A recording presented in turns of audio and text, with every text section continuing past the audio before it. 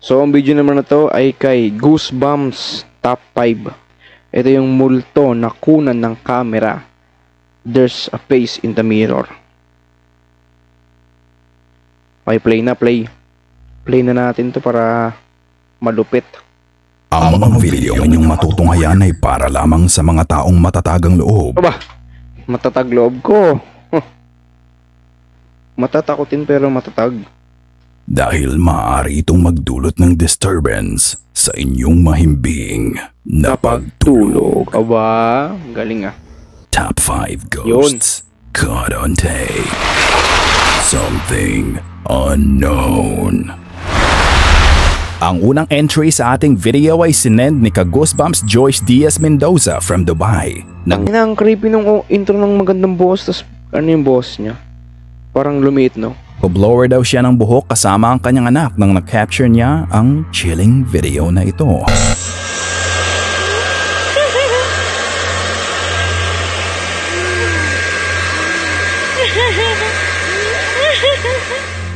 Nakita niyo ba yon? Isang maputlang mukha at mga matang may itim ang paligid ang makikitang nakatitig sa kanila. Ang creepy face na ito ay nagre-reflect umano sa isang salamin na pagmamay-ari ni Joyce. Picture lang yan. Suriing mabuti kung may kakaiba sa salamin.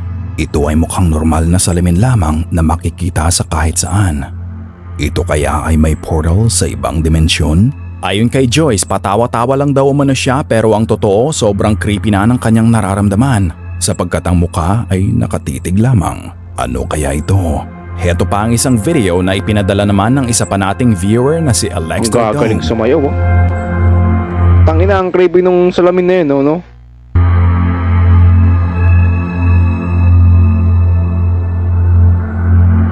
May sumilip, no? Makikita ang tatlong kababaihan na sumasayaw and just having a good time. Nung bigla na lang may sumilip na pang-apat na Ayun, no? entity. Ano kaya ang mga entity na nagpapakita sa kanila? Kung ano man ito, nais ko lang sabihin na mag-ingat kayo Tangina, lagi hindi mga creepy yun. Mas ka-Goosebumps. creepy to, oh. Hindi ito mismo na ano, yung... Ghost So parang or may isip glitch? pa ng multo na lalabas.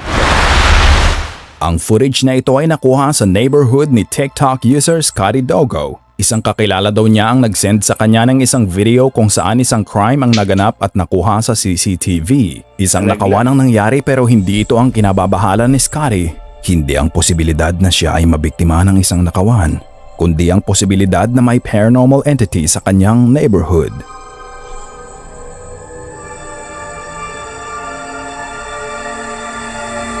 Sabi na eh, putang ina eh. May nakatayo dun eh.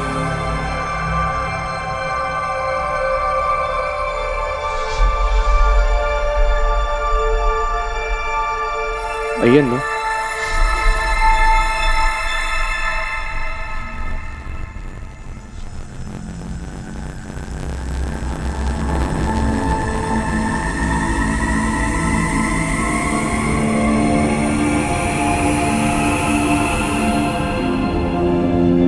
Isang black Pabalik-balik ko silhouette ang kapansin-pansing naglalakad na tila oblivious sa krimen na nangyayari sa paligid nito. Kaya nga eh. Maya-maya pa ay bumalik ang shadow figure. Pansinin kung paano tumingin patalikod ang thief. Para bang may nararamdaman itong presensya sa kanyang likod. Ngunit sa huli mukhang wala itong nakita. Sabi sa isang comment, ito ay Tangina glitch yung multo, ang bait, no? Curious, tas gusto niya magsumbong kaso wala mapagsumbungan siguro. lamang. Ito pa ang shadow figure caught on tape. Ang video na ito ay ipinost noong October 2006 sa channel ni Electricaman. Isang infrared camera ang ginamit upang makuna ng entity na nagmumulto umano sa bahay na ito.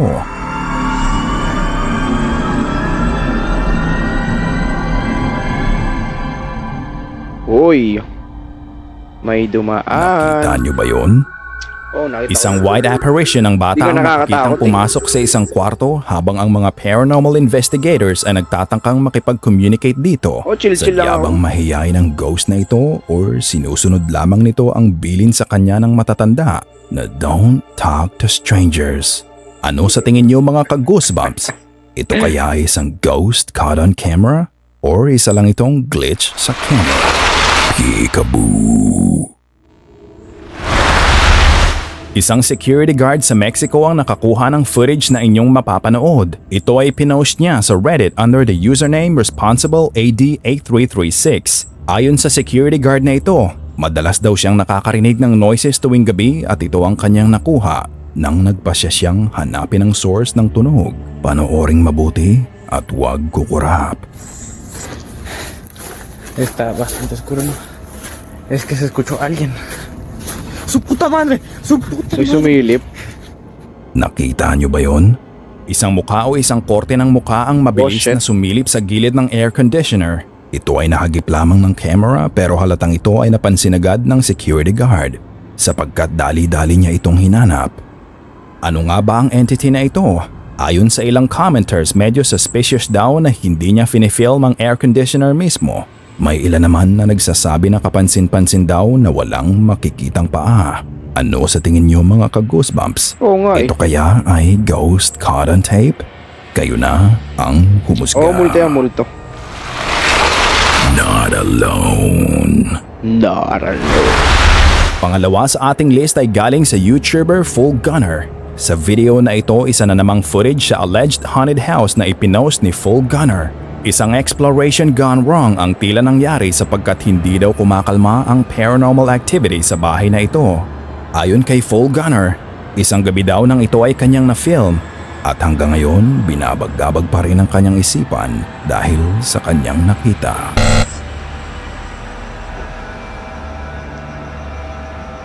Sige, dahan-dahanin mo lang, tama yan.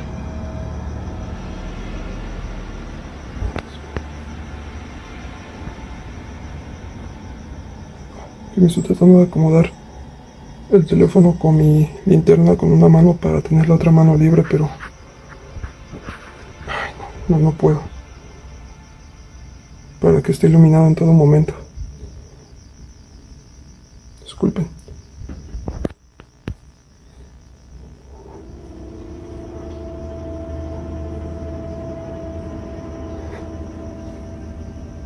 Está cerrada la puerta. Escucharon voces. May mukha yata sa may ano. Hola. Ilang yan. Ayok. Ayun pala yung kanina. Habang dahan-dahan na umaabante si Full Gunner, makikitang bigla na lang ito napatalon dahil sa isang mukha na tahimik na nakatitig sa kanya. At hindi dyan Tahimik nagtatapos na nagmamasid. ang lahat, sapagkat makalipas lamang ang ilang minuto, nangyari ito. Hola. Hola. Hola. Putang ina mo. Putang ina mo. Ay, Dios mío. Ahí está parado. Lo que sea que sea, ahí está parado. Tangina, umalis na tayo dyan. Dios. Mis chanclas.